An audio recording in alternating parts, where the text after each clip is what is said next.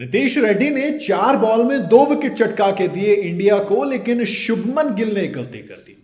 जी हां, team India जो Lord's के अंदर तीसरा टेस्ट मैच खेल रही, वहां पर ऑलराउंडर नीतीश कुमार रेड्डी भाई शार्दुल की जगह आए थे। गोल्डन आर्म शार्दुल को कहते थे और इन्होंने वही कमाल करके दिखाया जिसकी उम्मीद इनसे किसी को नहीं थी।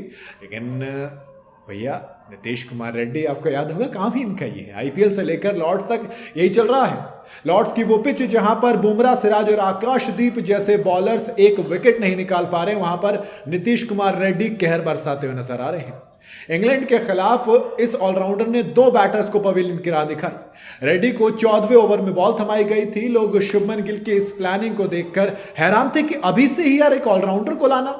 लेकिन जब नीतीश रेड्डी ने कमाल दिखाया तो सब हैरान रह गए और कहा कि यार चलिए, गिल साहब ने सोचा सही सोचा। पहले तो बेन डकेट को वो डाउन द लेग वाली बॉल पे आउट किया, लेकिन जैक क्रॉली को वो जो बॉल डाली थी, आए हाय, वो हल्की सी सीम जो थी वो फर्स्ट स्लिप की तरफ बॉल टब्बा खा के एज लेके निकलती, कमाल भाई। शुरुआत खराब की थी उनकी। दूसरी गेंद पर बेन डकेट ने चौका लगाया था, लेकिन इसके बाद पलटवार किया, ऐसा पलटवार जिसका जवाब इंग्लैंड के इस बैटर के पास नहीं था और शॉर्ट बॉल को पुल कर रहे थे, पीछे जा रही थी, फेंट एज लिया, ऋषभ पंत ने आराम से कैच पकड़ा, हो गया काम। अब नीतीश रेड्डी लगातार दूसरा विकेट भी ले लेते, लेकिन शुभमन गिल ने गलती कर दी, ऑलीपॉप का कैच छूट दिया। एजबेस्टन हम जीते ही इस बात पे थे जब हमने कैचेस पकड़े थे, लेकिन यहां पर शुभमन गिल ने गलती कर दी और अगर वो गलती नहीं करते तो पहली बॉल पर पत्ता साफ हो जाता और रेड्डी को एक और विकेट मिलता। हालांकि गिल के ऊपर कौन डिपेंड होता है, इसलिए अगली बॉल पर जैक क्रॉली को उन्होंने निपटा दिया। नीतीश कुमार रेड्डी की एक्स्ट्रा बाउंस निप बैक होके अंदर बाहर की तरफ निकली, हल्की सी वो फर्स्ट स्लिप की तरफ। जैक क्रॉली कुछ नहीं कर सकते, तो उस बॉल का सिर्फ देखते रह गए। 18 रन पर पवेलियन लौट गए क्योंकि एज लेके सीधा हाथ में गए। अब पहला टेस्ट मैच जितना खराब रहा था, दूसरे में उतना जलवा दिखाया।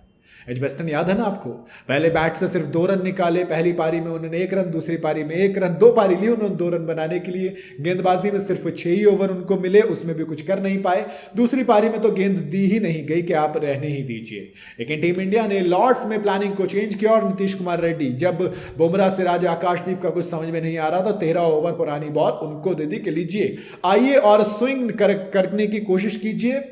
उन्होंने कहा कि जैसा हुक्म, हमने आए, हमने विकेट निकाल के दिया और कमाल का विकेट निकाल के दिया टीम इंडिया को भी तब जब जरूरत थी, क्योंकि ओपनिंग विकेट के लिए हम ढूंढ रहे थे। और सोचिए, जब तक ये वीडियो रिकॉर्ड कर रहा हूं तब तक कोई भी विकेट नहीं गिरा। 112 रन हो गए हैं, 40वां ओवर चल रहा है, नीतीश कुमार रेड्डी ही कर रहे हैं विकेट, लेकिन कॉलम खाली है सबका।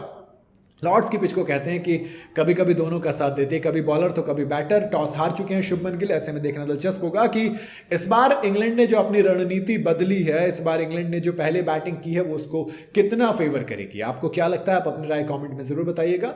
वीडियो अगर आपको पसंद आई हो तो इसे लाइक और शेयर जरूर करें और जाते जाते चैनल को फॉलो और सब्सक्राइब जरूर करते जाइएगा।